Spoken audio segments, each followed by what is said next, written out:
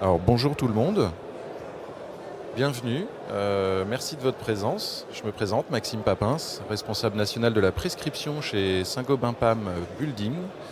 Je suis accompagné aujourd'hui de Clément Nataf. Clément, si tu veux. Bonjour à tous, Clément Nataf, directeur associé, chef de projet chez Albert & Co, bureau d'études. Voilà, et nous avons le plaisir aujourd'hui de vous parler d'une solution que nous développons depuis plus de 11 ans maintenant, qui est le puits climatique. Donc une solution géothermique, aérolique en l'occurrence. Cette solution va permettre de tempérer les températures extérieures en faisant transiter l'air neuf d'un bâtiment à 2 mètres à peu près dans le sol. Et on va profiter de l'inertie thermique du sol et du différentiel de température avec l'extérieur pour pouvoir écrêter les températures d'entrée. Vous voyez sur l'écran une courbe en haut à droite de l'écran. En bleu, les températures extérieures et en rouge, les températures écrêtées par le puits climatique sur une année. Donc nous sommes systématiquement connectés à un système de ventilation, qu'il soit par insufflation ou par double flux, ou des systèmes dits hybrides, sur lesquels on peut travailler ensemble. Il y a 3 objectifs principaux, la températion toute l'année, le préchauffage hivernal et également le rafraîchissement estival. Il y a toujours 3 thématiques autour d'un puits climatique, que sont la technique, la thermique et l'hygiénique. On fait transiter l'air neuf d'un bâtiment par l'intermédiaire de réseaux enterrés. La partie hygiène n'est absolument pas à négliger. Alors c'est un peu particulier, on doit aller assez vite en une demi-heure pour vous présenter une solution qui prend en général 1 heure ou 1 heure et demie. Donc n'hésitez pas, si vous souhaitez intervenir entre les deux, nous interrompre ou intervenir à la fin, il y aura un temps de questions-réponses. Donc comme je disais, le puits climatique, c'est un réseau enterré très simple qu'on peut considérer comme de la low-tech. Et on va avoir donc l'air extérieur qui va transiter par l'intermédiaire de réseaux qui en général vont faire une trentaine de mètres linéaires. Et ces réseaux sont dimensionnés en fonction d'un débit d'air. Et l'avantage de la solution du puits climatique, c'est qu'on peut traiter quelques centaines de mètres cubes heure jusqu'à plusieurs dizaines de milliers, voire centaines de milliers. Nous avons une installation à 110 000 mètres cubes heure pour un bâtiment assez particulier. Encore une fois, l'objectif, c'est d'écrêter les températures. Et sur cette base d'écrêtement de température, on peut tout à fait faire du confort de personnes, c'est une évidence. Par exemple, l'été, vous avez 35 extérieurs, on est capable de souffler un air entre 21 et 24 degrés. C'est tout à fait confortable. Mais cette exploitation du puits climatique, elle est aussi viable et valable pour du confort de biens ou de machines. Vous avez des photos ici, un patchwork de différentes solutions. Vous allez retrouver des bureaux, crèches, mais également chais pour l'élevage du vin, par exemple. Ce que n'aime pas le vin, c'est des grosses variations de température. Et ce que vient apporter un puits climatique, c'est un écrêtement naturel toute l'année, donc de très faibles variations de température. C'est tout à fait adapté, là, pour le confort d'un bien. On va travailler aussi par exemple sur des machines, j'appelle ça des machines. Vous avez en bas à droite de l'écran un relais LGV, donc c'est la ligne à grande vitesse entre Tours et Bordeaux, où on a équipé 33 relais électriques de puits climatique. Ces relais électriques fonctionnent jusqu'à 35 degrés intérieurs en régime de température. La clim n'était pas nécessaire et l'exploitant a travaillé sur la solution puits climatique zéro clim sur ces relais électriques. Des petits serveurs informatiques et également du logement collectif. On a remporté un marché assez particulier de 72 bâtiments de logement collectif pour le compte de l'armée, en l'occurrence. Donc là, le principe, c'est de vous dire que le tuyau, lui, reste le même, le principe d'échange thermique reste le même, c'est l'application qu'on va en faire qui sera différente. Et la virtuosité écologique, la virtuosité économique est une recherche perpétuelle autour de notre solution. Quoi de mieux que la preuve par le résultat ? C'est une énergie passive. Le puits climatique n'a pas de pompe à chaleur, est connecté à un système de ventilation. Donc on est vraiment une énergie passive. On va dépendre de la température du sol. Et ici, vous avez un retour d'expérience sur une surface commerciale de 800 mètres carrés à Massy-Palaiseau. où le puits climatique, lui, tempère 2200 mètres cubes par heure, avec 2 tuyaux de diamètre 300 d'une trentaine de mètres linéaires. Ces réseaux sont 100% sous bâtiment, implantés dans des marnes sèches, donc, un terrain pas trop généreux en termes de géothermie. On y voit ici une courbe orange, température extérieure, une courbe jaune, température en sortie de puits climatique, et une courbe grise qui est la température du sol à 2 mètres, là où est implanté le puits climatique.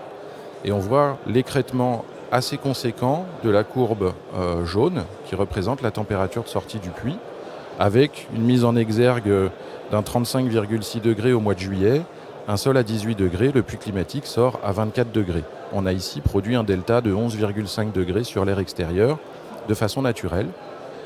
Traduit autrement, c'est une production de 7,58 kg de froid, tout simplement, kilowatts de froid. Voilà pour un exemple estival. Toujours sur le même site, et je passerai la parole à Clément juste après, on a ici le retour d'expérience sur une partie plutôt fraîche, plutôt hivernale. On voit des températures inférieures à 0 degré. Toujours le même principe au niveau des courbes. En vert, la température du sol. Alors on voit qu'en été, elle était à 18 degrés, et en hiver, elle chute à 10 degrés. Donc on a aussi une sinusoïde à 2 mètres dans le sol, mais le différentiel reste toujours satisfaisant. Ainsi, vous avez la courbe rouge, que sont les températures extérieures, et la courbe bleue, ce sont les températures de sortie de puits climatique. Et on voit, encore une fois, le phénomène d'écrêtement de température que le puits va apporter. Un exemple, encore une fois, un pic à moins 5,6, un sol à 9 degrés, on sort à 3,4. Le gain est de 9 degrés sur 2200 mètres cubes. Je pourrais vous laisser faire des conversions en puissance si nécessaire. Autrement dit, le puits climatique, en période fraîche ou en période hivernale, va générer, quand on l'implante sur un bâtiment, entre 20 et 30% d'économie sur le besoin de chauffage, sur le poste consommation d'énergie primaire post-chauffage. Donc c'est assez intéressant, surtout à la longue. Et en été, on va pouvoir travailler entre 80 et 100% des besoins de rafraîchissement au niveau des bâtiments. Et là, on va parler d'un indicateur de la RE 2020 qui est le DH, le degré heure, où actuellement le puits est maintenant valorisé dans cette nouvelle réglementation. Voilà, donc moi je me tiens à disposition pour étayer ou développer cette rapide présentation. Et je laisse la main donc à Clément. Merci Maxime. Donc, juste en 2 mots, le but c'est pas vraiment de présenter mon entreprise, mais dire d'où je parle. On est donc une entreprise d'ingénierie énergétique, une scope de 7 salariés, dont 6 associés. Et notre intervention nous consiste à concevoir des projets à forte ambition environnementale et ou sociale. Et on s'intéresse, on va dire, à différentes thématiques qui sont listées là. Celle que je vais développer un peu plus ici, c'est la question justement du low-tech autour du puits climatique. On a tout un tas de références, vous pourrez aller voir sur notre site si ça vous intéresse, autour de bâtiments écologiques. D'ailleurs, celui qui est en bas à droite de l'écran, l'Institut médico-éducatif de Saint-Jean-Scapelle, près de Lille, on y a mis en œuvre des puits avec Maxime. Voilà. Juste quand même, par rapport à l'intervention de Maxime, je dirais que je reviens un petit peu en arrière, puisque nous, on est des concepteurs, donc on intervient avant dans le processus de mise en œuvre d'un puits climatique. Et je dirais que les puits climatiques s'insèrent pour moi dans une conception d'ensemble.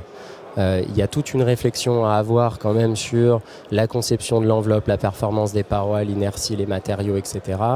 La ventilation naturelle, les murs trombes et ce genre de dispositifs auxquels, je dirais, les puits vont apporter encore, vont compléter dans ces dispositifs énergétiques et low-tech.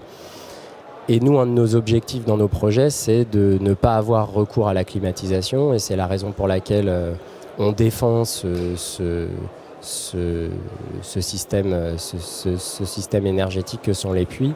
Et je vais essayer d'étayer un petit peu ça dans les prochaines slides. Le principal argument, je trouve, des puits, c'est l'aspect confort d'été. C'est sûr, Maxime l'a rappelé, ça génère, et c'est vrai, des économies de chauffage importantes. Mais là où on est attendu, en tant que concepteur en tout cas, c'est sur la question du confort d'été. Il faut dire qu'on est face à des programmes, et c'est logique compte tenu du contexte environnemental planétaire, à des objectifs de confort d'été de plus en plus contraignants, et notamment sur les bâtiments publics, dans les groupes scolaires, les médiathèques, les gymnases. On nous demande d'appliquer des scénarios de météo qui anticipent le réchauffement climatique. Donc on va être sur des courbes, je ne sais pas si vous avez déjà été confronté à ça, mais qui n'ont pas grand-chose à voir en termes de courbes de ce qu'on peut des courbes météo actuelles de Paris, c'est-à-dire on va avoir des pics de 3-4 degrés supplémentaires en été, une courbe qui monte aussi à l'intersaison de manière totalement inhabituelle, on va dire. Et donc c'est là vraiment que je dirais que le puits climatique prend tout son intérêt, puisque plus on est chaud, plus on a des pics importants, et plus l'écrêtage et plus on a des gains naturels importants. Il y a aussi un autre élément qu'il faut avoir en tête, c'est que on nous demande de plus en plus, on est face à des programmes où les bâtiments publics sont utilisés toute l'année. C'est-à-dire que les mètres carrés sont tellement chers, ou il est important pour les maîtres d'ouvrage publics notamment d'avoir des bâtiments qui sont utilisés l'été. Je prends un exemple, un groupe scolaire va être utilisé par le périscolaire, voire des associations en été, etc. Donc l'argument qui consiste à dire finalement on s'occupe des mois hors juillet-août tient pas. L'autre argument vraiment pour moi tout à fait significatif, c'est celui de la comparaison avec la climatisation. Je vous disais en introduction que un de nos objectifs, nous, en tant que bureau d'études sur ces questions, c'est de se passer de clim. Je vous passe les considérations générales, mais bon, la clim, c'est une folie dans la mesure où elle réchauffe la planète en même temps qu'elle refroidit les bâtiments, donc c'est un peu un non-sens. Mais une fois qu'on a dit ça, pour convaincre, nous, nos clients, que le puits climatique est une solution plus intéressante qu'une clim, je dirais qu'il y a 3 grands arguments. Le premier, c'est les gaz à effet de serre, je viens d'en parler. Le dégagement des clims de gaz à effet de serre est tout à fait important. Les coûts de maintenance, et c'est pas du tout anodin, c'est-à-dire que une climatisation, les coûts de maintenance d'une clim n'ont absolument rien à voir avec ceux de puits climatiques. En gros, les puits climatiques, une fois que on a installé les canalisations dans le sol, c'est des filtres à changer sur des CTA. Je veux dire, mais comme on changerait n'importe quel filtre sur n'importe quel CTA, centrale de traitement d'air. Et enfin, le dernier point qui est plus difficile qui est moins matérialisable, mais pourtant qui ressort de manière assez claire dans les retours d'expérience des clients et dans nos simulations thermiques un peu poussées, c'est la question du confort ressenti et de la gestion de l'humidité dans les bâtiments, ce qui a un impact assez... la maîtrise de l'humidité pour avoir un confort ressenti tout à fait intéressant. Alors quand même, il faut évoquer un peu les freins aussi de la mise en œuvre des puits. C'est une mise en œuvre qui est, je dis complexe, mais qui est vue comme complexe. Parfois, c'est vrai qu'on est dans des configurations, on est sous bâtiment, on a des terrains en pente, etc. Elle est surtout mal connue, c'est-à-dire qu'on a face à nous des entreprises, des clients qui nous disent c'est quoi ces canalisations qu'on met dans le sol. Bon, mais en fait, ça reste des canalisations sanitaires, quoi, hein. Tout le monde connaît les canalisations en fonte. Il faut respecter une pente, il y a des condensats, ni plus ni moins. Mais il y a de l'air qui passe dedans, donc ça se complexifie. Alors, il y a la question de l'étanchéité, quand même, qui n'est pas anodine. Voilà, il y a tout un tas de sujets comme ça autour de la mise en œuvre qui sont à traiter. Je dirais qu'il y a une culture aussi du coût global à développer parce qu'elle est encore malheureusement pas assez entendue par les maîtres d'ouvrage, de mettre en relation voilà, le coût d'investissement mais le coût général sur 10 ans, sur 20 ans. Et là, ça devient très intéressant comparé notamment à une climatisation. Il faut aussi accepter la notion de delta de température et non pas de garantie de température, parce que la climatisation, comme tout système actif, une fois qu'il est dimensionné correctement, on garantit une température. Là, on ne garantit pas une température, on garantit un delta de température. Donc ça, c'est quelque chose aussi sur lequel il faut travailler assez tôt dans les projets. Alors, il est sûr aussi que les puits, si on rentre dans l'aspect, on va dire, calculatoire, peuvent être assez complexes. C'est pour ça que les clients font appel aussi à des bureaux d'études, mais il faut vulgariser aussi cet aspect complexe, etc. Et il y a un aspect, je le disais aussi au départ, prospectif aussi, puisqu'on ne sait pas, enfin, on a des scénarios d'anticipation de réchauffement, mais ça reste des scénarios. Donc, le prospectif mélangé au calcul savant, c'est pas toujours simple. Et l'aspect, on va dire, Rex, mais ça, en fait, Maxime a pas mal de données maintenant sur des retours d'expérience documentés et qui permettent de lever un certain nombre de freins, je trouve, même dès la conception. Bon, les résultats, en fait, on en a déjà parlé, donc voilà, j'en ai plein maintenant mon catalogue, mais je parlais de l'Institut médico-éducatif de Saint-Jean, qui est donc en fonctionnement depuis 3 ans maintenant. Alors déjà, c'est pas palpable, mais je vous le dis, le confort ressenti des occupants est excellent. Il nous disait même qu'un été où il a fait particulièrement chaud, des gens qu'il connaissait autour des familles, etc., venaient un peu se réfugier dans l'IME. Donc ça, pour moi, c'est des bons indicateurs. Et après, voilà, en termes de température, quand il y a des pics, c'est tout à fait significatif. On le voit sur la courbe. Quand on a une température au-delà de 35 degrés et qu'on sort à 19, bon, je veux dire, la courbe parle d'elle-même, quoi. Voilà. Et on a quand même là un delta sur le mois de juillet moyen de 3 degrés, c'est tout à fait intéressant et en fait ça génère un confort ressenti très bon. Voilà. On peut passer aux questions-réponses. On peut passer aux questions-réponses, mais juste avant, sur la notion de confort, merci Clément, c'était très clair. Sur la notion de confort, effectivement, on a parlé ici de delta de température. On peut aussi parler de delta d'humidité relative. Un puits climatique va engendrer un choc thermique à l'intérieur des tuyaux. Il y a une grosse différence entre l'extérieur et l'intérieur. Et de fait, on va enlever du poids d'eau dans l'air. L'eau sous forme gazeuse va se retrouver en condensat, en condensation.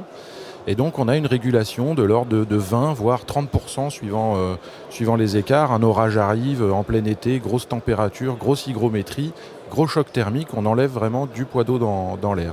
Ainsi, on a aussi une régulation naturelle de cette hygrométrie. Et puis, un point que tu as levé aussi, Clément, qui est tout à fait intéressant, c'est le langage.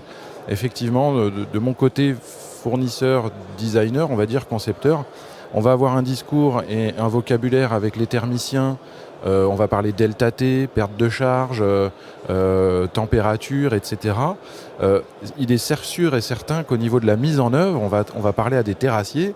Et là, on ne va pas parler de delta de température. On va parler de mètres linéaires de réseau à poser à une certaine profondeur. Il ne faut pas mélanger les genres. Parce qu'effectivement, si on dit à un terrassier, bah voilà, il nous faut une installation qui fait un delta T de 12, on ne va pas pouvoir parler le même langage. Donc il y a aussi cette attention particulière entre la phase conception et la phase réalisation. En tout cas, on vous remercie pour votre écoute. Organisatrice, combien de temps nous reste-t-il ?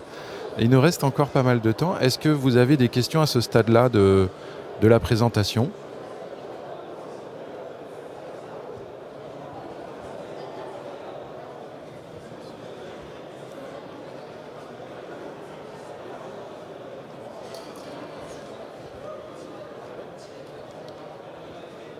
Bonjour, c'est bon. J'ai un tas de questions. Je suis architecte et j'ai pas mal de clients, je fais des maisons individuelles. Pas mal de clients me demandent est-ce que c'est rentable. Leur question est assez simple, est-ce que c'est rentable de mettre ce système parce que on sait que ça fait que le préchauffage en hiver. En été, effectivement, le confort d'habitant, tout ça, on connaît bien. Mais ma question, c'est déjà, première question, est-ce que c'est compatible avec un VMC double flux? Parce qu'un VMC double flux, c'est relativement plus facile à installer. C'est qu'à l'intérieur, on n'a pas de terrassement à faire. Et on peut aussi préchauffer facilement l'air. Donc, est-ce qu'il y a un intérêt d'y mettre un moyen financier assez fort pour compléter le VMC double flux avec ce système? Question à double entrée, si je puis dire. La première du ROI, question simple, réponse très complexe. À quoi allons-nous comparer le puits climatique? En France, on n'a pas le droit de mettre une climatisation sur une maison, par exemple. Donc forcément, au tout début de l'analyse du projet, on n'aura pas d'analyse particulière à confronter une clim, par exemple, avec une énergie passive en rafraîchissement. On peut mettre une clim fictive maintenant en RE 2020, donc ça c'est intéressant, ou en simulation. Ça, c'est un des premiers moyens. Le deuxième moyen, c'est l'hiver, évidemment. Comment on calcule le ROI? Qu'est-ce qu'on met comme énergie en face? Est-ce que j'ai un réseau de chaleur? Est-ce que j'ai du gaz? Etc. Voilà, quand je dis une moyenne de 20 à 30% d'économie sur le chauffage, ensuite, il faut regarder le prix du kilowatt. Le prix du kilowattheure électrique n'est pas le même que celui d'une autre solution. Donc finalement, question simple, réponse complexe. La réponse à apporter en ROI, elle sera propre à chaque projet. Maintenant, quand je prends les relais électriques LGV, on a un ROI très précis de 8 ans, puisque c'est au premier changement de parc des climatisations, des 33 climatisations, l'amortissement était déjà fait vis-à-vis de l'investissement du puits climatique. Là, c'est facile. On a 7 kW à dissiper toute l'année, une puissance en face. C'est très simple à faire. Sur une habitation, sur un bâtiment, un ERP, c'est beaucoup plus difficile d'aller déterminer ce genre de choses. Clément, si tu veux... Non, j'allais dire un peu la même chose. Je complète sur un point. Effectivement, sur les bâtiments, on va dire collectifs, type ERP, tu parlais des relais aussi LGV. Moi, en général, quand je fais des calculs de retour sur investissement, j'oscille entre 8 et 12 ans, ce qui est tout à fait intéressant parce qu'à partir de là, c'est gratuit. Voilà.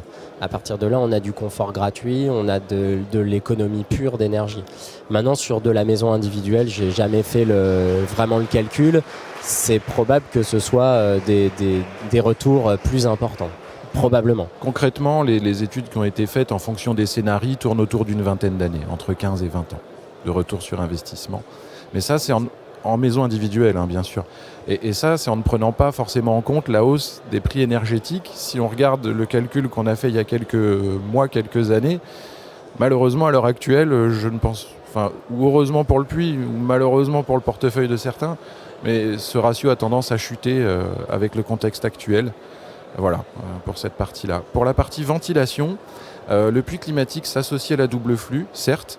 La double flux a un échangeur thermique, évidemment, c'est le concept de la double flux. Et ce qu'aime bien l'échangeur de la double flux, c'est un grand écart de température.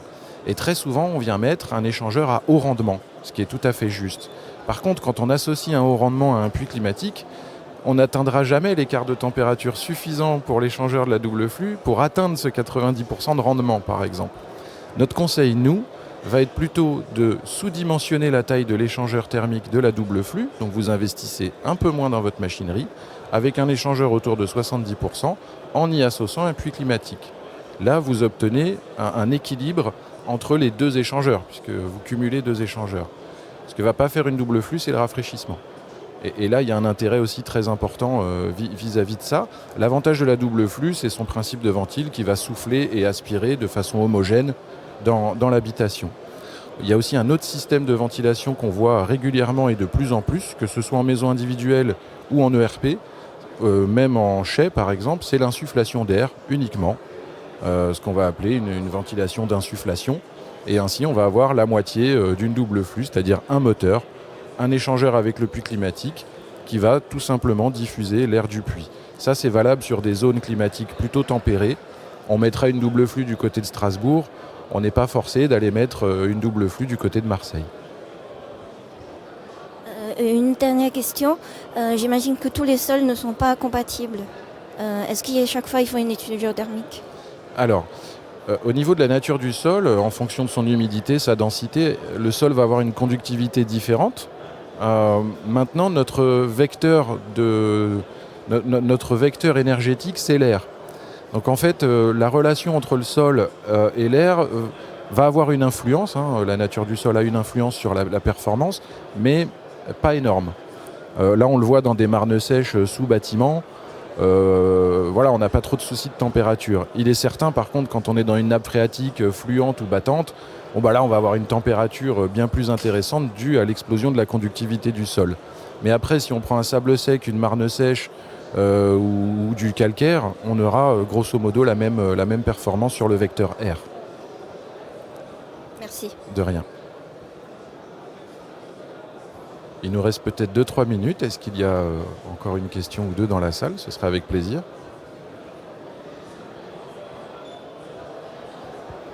Très bien. Donc, tu as une conclusion, Clément? À part qu'on va continuer encore à travailler longtemps ensemble, j'imagine. Écoute, j'espère, on verra. Écoutez, merci pour votre écoute et puis surtout pour vos questions. En espérant vous voir bientôt.